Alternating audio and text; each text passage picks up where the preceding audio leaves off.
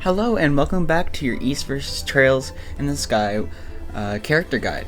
Today we'll be talking about Joshua.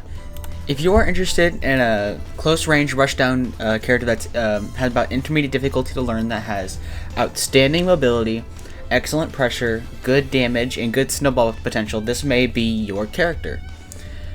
Alright, we'll go ahead and go over to free mode. And I'm going to go ahead and put out now, as we're getting on our first two skills that you start off with Joshua. Joshua is a character that is unlocked at the start. To take any sort of advice I have with a grain of salt, because the game's going to change to 60 FPS in the re-release, and I'm not exactly the best at the game, so bear with me. But we're going to go ahead and go into training mode as usual and just go over the character.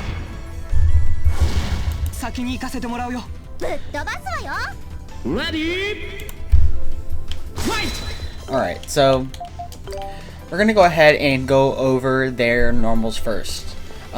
Joshua is a pretty good character that's all about getting in with really fast moves, as we can see with our normals, which is going to be a 1, 2, 3, 4, 5, 6 hits, which do pretty decent damage for what it's worth. Decently fast. Most of the hits connect normally. I believe the 5th hit is whenever it starts getting iffy, or the 3rd hit maybe.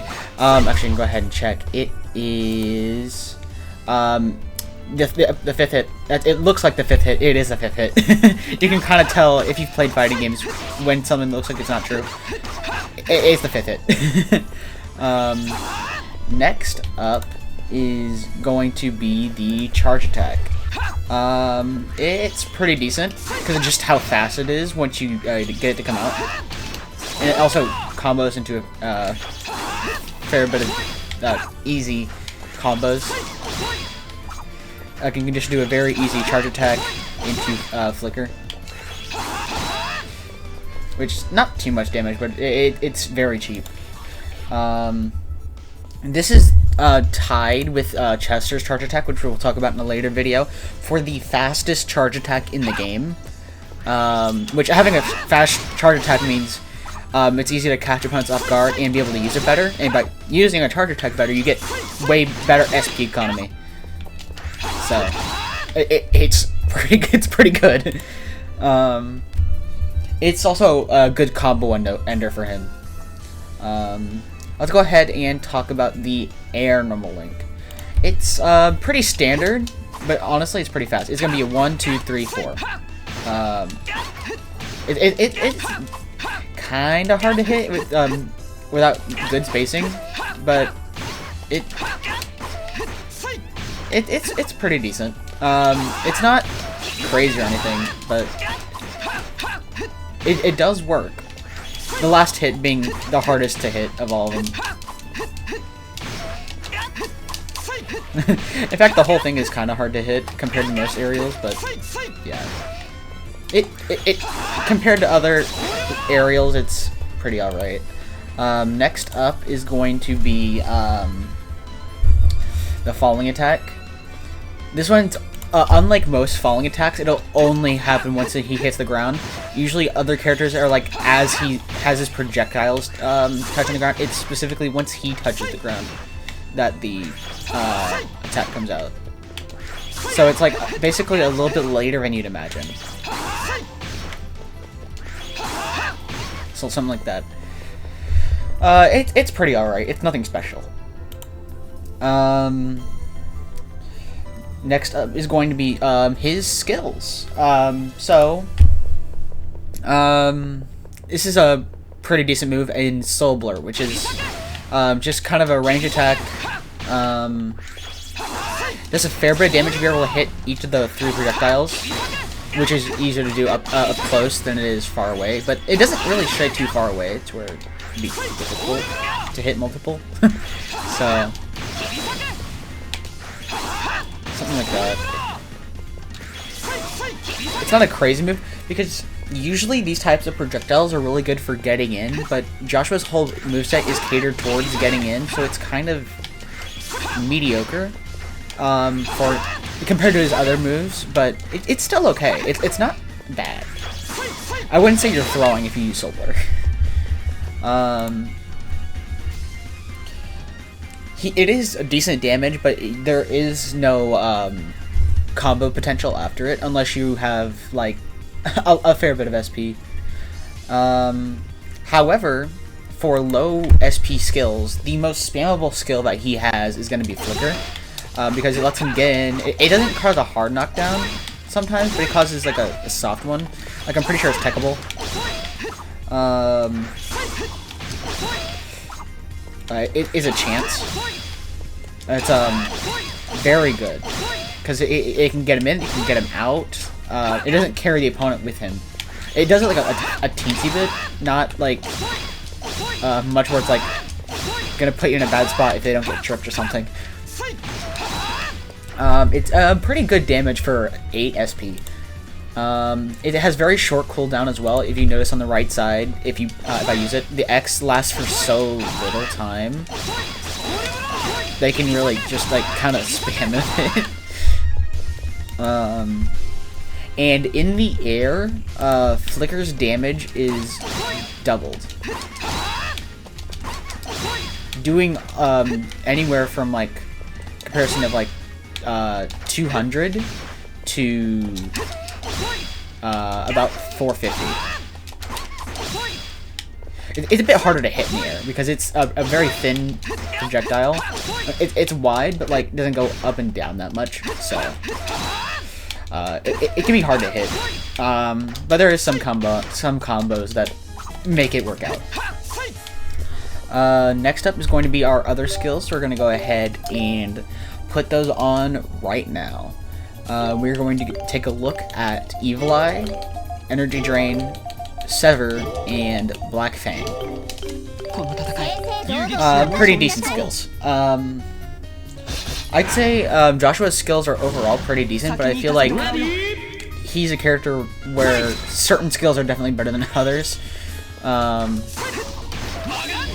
first we're going to go ahead and talk about Evil Eye. Now, Evil Eye currently on the Mizumi Wiki doesn't have a description that much, but I'll go ahead and talk about it as best as I can.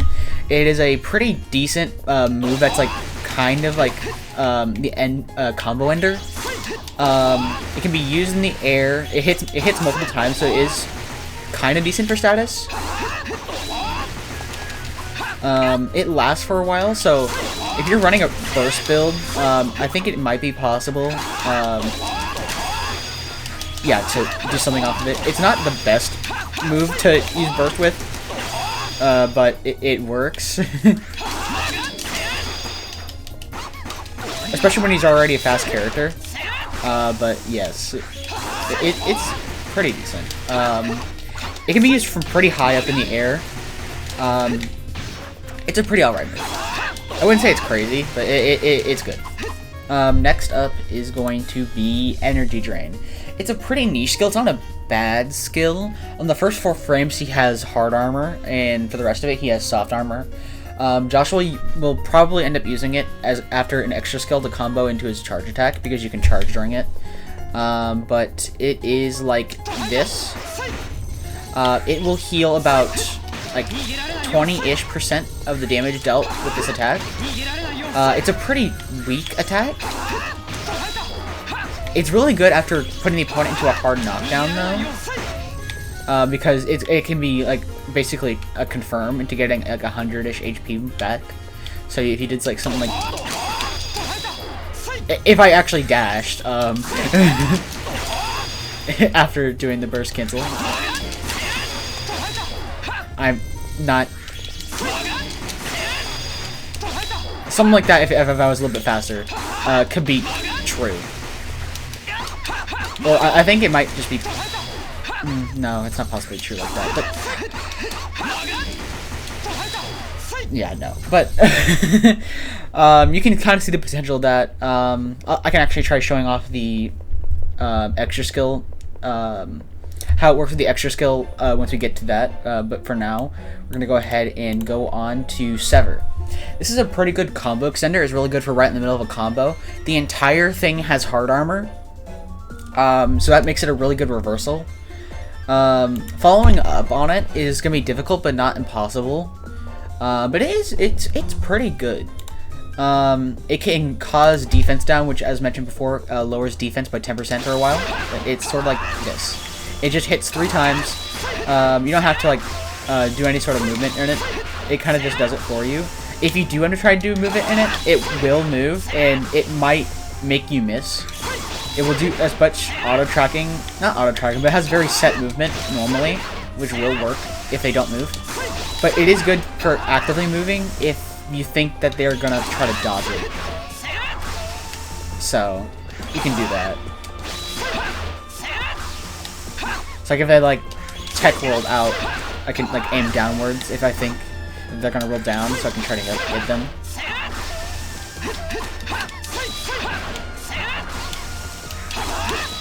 Of course, it's probably not good to do it once you've confirmed them to get into the first hit.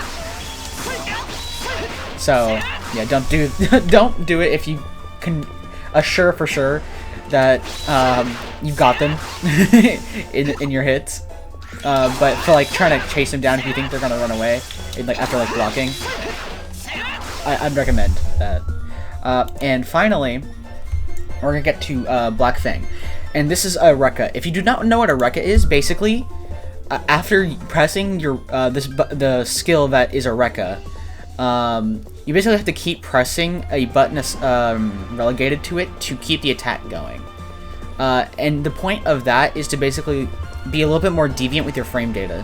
So once I press the skill by pressing my RB and Y button, I'll have to start spamming A, or I guess B on an Xbox controller, to keep on using the attack. Each time I'm hitting is me pressing the B button. If I just do it once and just let go, that's what Black Fang does. It's one swipe very weak. That's why you want to keep pressing B for damage. The faster you press it, the faster the move comes out. The slower you do it, the slower it comes out. You can slow down in between hits too.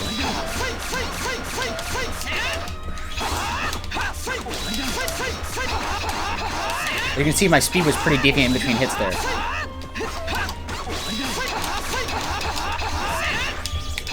And the last hit knocks the opponent away. It is a good 7 hits. If you just press B without aiming a direction, it will go in their direction. It does a bit of an autofocus, but of course, that might not be the best sometimes. It is pretty good for having like an autofocus for you. But sometimes, the auto isn't as good as just actual control. So sometimes you might want to control it yourself. Next we're going to go ahead and talk about Phantom Raid, which is going to be his extra skill. This is a pretty good move which does a ton of hits, so if you're looking for status effects, good move. However, it is kind of on the weaker end, but should be fine if you're running a status build if you're using accessories.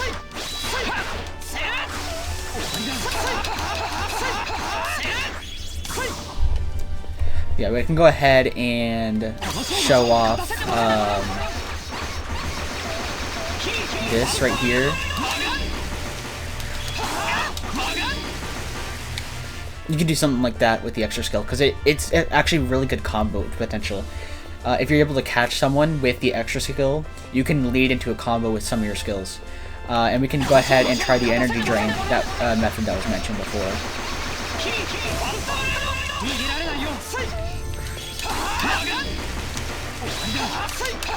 Of course, the Black Fang there was absolutely not true, but you can see where I'm going with that stuff. It's pretty good. Now that is covering most of the stuff, so we're going to go ahead and talk about some recommended supports. I think, in my opinion, he is going to be good with a fair bit of supports, honestly. He has all the speed he needs, so I think Shara is overkill. I'd say that Reese is really good for him, because even though his charge attack is so good, to do decent damage, he's going to need a lot of SP, so this allows him to have that SP he needs quickly. And as such, in terms of the same coin of needs damage, Mustafa and Olha are going to be pretty good. I actually recommend Olha over Mustafa, even though Olha can make combos harder, because Joshua's whole kit is about getting in, and if the issue is with Olha is it can send opponents further away, that's not really an issue for Joshua, even if it messes up his combo game. So I think Alma is actually really good for him for getting combos with Phantom Raid. I recommend Fidan Rhea or Sigrun. Yeah, I think those are probably the best. And then, as we mentioned before, he's really good with status effects, so you can run Campanella, especially if you're trying to do, if you're running accessories. You could do an extra skill build and run Campanella, or vice versa, and have status effect items and run Fidan and Rhea, and basically just start dealing a lot of status effects. He's pretty good in that regard. Let's go ahead and, to wrap things up, talk about his weaknesses. I think this is important to talk about because while he does appear to be strong, there are some notable weaknesses about him.